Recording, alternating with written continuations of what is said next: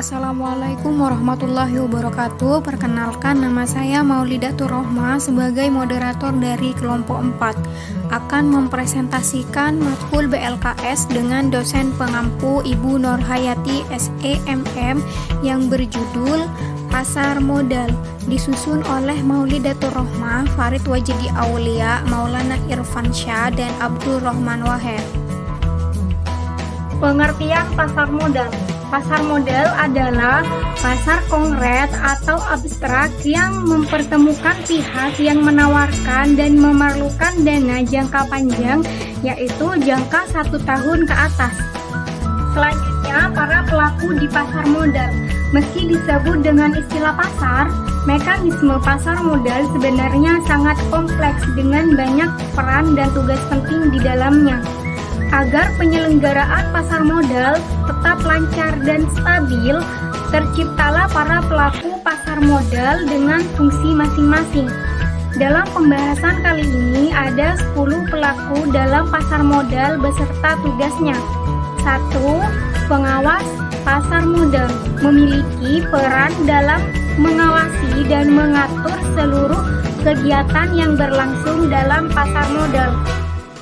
2. Penyelenggara pasar modal merupakan lembaga yang menyediakan aktivitas pasar modal dengan membuat dan mengaturnya dalam sebuah regulasi. 3. Perusahaan emiten.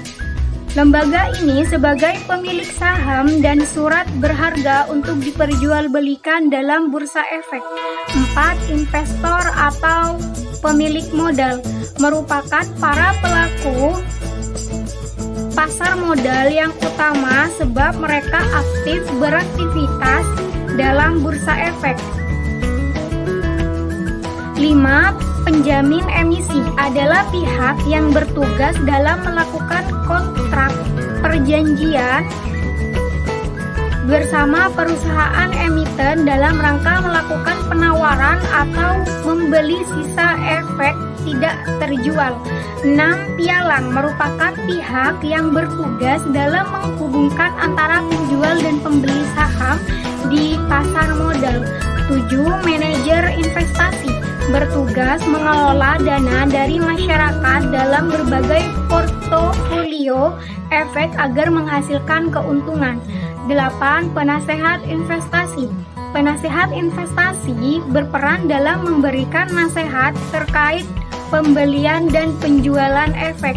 9. Lembaga penunjang pasar modal, yaitu pihak krusial dalam pasar modal demi menjaga stabilitas dan kelancaran transaksi dalam pasar modal. 10. Profesi penunjang pasar modal. Para pelaku pasar modal terdiri dari banyak pihak. Masih ada profesi penunjang lainnya yang mendukung kegiatan pasar modal. Contoh profesi penunjang pasar modal antara lain akuntan, notaris, konsultan, hukum, dan audit. Selanjutnya, lembaga-lembaga yang terlibat di pasar modal. 1. Bapepam, Badan Pengawasan Pasar Modal. Tugas Badan Pengawasan Pasar Modal menurut Kepres nomor 53 tahun 1990 tentang pasar modal adalah 1. Mengikuti perkembangan dan mengatur pasar modal sehingga efek dapat ditawarkan dan diperdagangkan secara teratur dan efisien, serta melindungi kepentingan pemodal masyarakat umum. Nomor 2. Melaksanakan pembinaan dan pengawas terhadap lembaga bursa efek, lembaga clearing, penyelesaian dan penyimpanan reksadana, perusahaan efek dan perorangan. 3. Memberi pendapat kepada Menteri Keuangan mengenai pasar modal. 2. Lembaga penunjang pasar perdana. 1. Penjaminan emisi efek. Nomor 2. Akuntan publik. 3. Konsultan hukum. 4. Notaris. 5. Agen penjual. Dan yang nomor 6. Perusahaan penilaian. 3. Lembaga penunjang dalam emisi obligasi. 1. Wali amanat. 2. Penanggung. 3. Agen pembayar. 4. Lembaga penunjang pasar sekunder. 1. Pedagang efek. 2. Perantara perdagangan efek. 3. Perusahaan efek. 4. Biro administrasi efek. Dan yang terakhir nomor 5 itu reksadana. Nah, berikutnya proses penawaran umum dalam kurung go publik tutup kurung.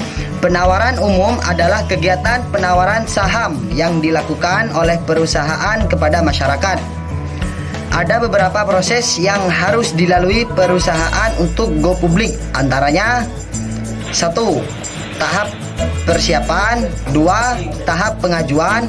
3. Tahap penawaran saham. 4. Tahap pencatatan saham di Bursa Efek. Nah, nomor 1, tahap persiapan. Tahapan ini merupakan tahapan awal dalam rangka mempersiapkan segala sesuatu yang berkaitan dengan proses go publik. Nah, nomor 2, tahap pengajuan. Perusahaan menyampaikan pendaftaran kepada lembaga terkait dalam kurung Otoritas Jasa Keuangan atau OJK tutup kurung. Dan yang nomor 3, tahap penawaran saham. Tahapan ini merupakan tahapan utama karena pada waktu inilah emiten menawarkan saham kepada masyarakat dalam kurung penawaran saham di pasar perdana atau LPO tutup kurung. Tahap pencatatan saham di Bursa Efek. Setelah selesai penjualan saham di pasar perdana, selanjutnya saham tersebut dicatatkan di Bursa Efek Indonesia. Investor yang tidak kebagian di pasar perdana bisa membeli di pasar sekunder di Bursa Efek Indonesia. Selanjutnya, definisi saham dan dividen. Saham adalah suatu dokumen berharga yang mampu menampilkan bagian kepemilikan dari suatu perusahaan. Artinya, saat seseorang memutuskan untuk membeli saham, maka sebenarnya orang tersebut sudah membeli sebagian dari kepemilikan perusahaan yang dibelinya. Sedangkan dividen adalah salah satu bentuk keuntungan investasi. Baik, berikutnya jenis-jenis saham. Jenis saham berdasarkan kemampuan dibagi menjadi 2. 1. Saham biasa adalah suatu saham yang bisa diklaim berdasarkan dari keuntungan dan kerugian yang ada pada suatu perusahaan. 2. Saham preferen adalah suatu saham yang mana nilai pembagian labanya tergolong tetap dan saat perusahaan menderita kerugian, maka para pemegang saham preferen tersebut akan diberikan prioritas utama dalam hal pembagian hasil penjualan aset perusahaan. Dan jenis saham berdasarkan kinerjanya dibagi menjadi 7. 1. Blue chip stock adalah suatu perusahaan besar yang sudah dipercaya di kalangan para pebisnis lain. 2. Income stock adalah jenis saham yang mampu memberikan dividen yang besar namun tetap diiringi dengan risiko yang besar juga. 3. Growth stock adalah saham yang mempunyai tingkat perkembangan yang lebih cepat daripada jenis saham lain yang sama di bidangnya. 4. Spekulatif stock adalah jenis saham yang biasa atau sering diperjualbelikan di bursa efek karena di dalamnya terkandung potensi dividen yang besar di masa depan. 5. Cyclical stock adalah jenis saham yang sangat rentan terkena tren ekonomi. Saham ini bersifat fluktuatif dan fluktuasi di dalamnya tergolong sangat cepat. 6. Emerging growth stock adalah jenis saham yang berasal dari perusahaan kecil namun lebih tahan banting karena cenderung tidak terpengaruh dengan kondisi ekonomi yang naik turun, terlebih lagi dengan adanya resesi. 7. Defensive stock adalah jenis saham yang tidak terpengaruh dengan adanya kondisi resesi. Obligasi. Adapun obligasi adalah surat utang jangka menengah maupun jangka panjang yang dapat diperjualbelikan. Jenis-jenis obligasi pada umumnya dibagi menjadi 3, yaitu obligasi pemerintah. Obligasi pemerintah dalam bentuk surat utang negara yang diterbitkan oleh pemerintah Republik Indonesia atau RI. Yang kedua, obligasi korporasi, yaitu obligasi yang berupa surat utang yang diterbitkan oleh korporasi Indonesia, baik BUMN maupun korporasi lainnya. 3. Obligasi retail yang diterbitkan oleh pemerintah yang dijual kepada individu atau perseorangan melalui agen penjual yang ditunjuk oleh pemerintah.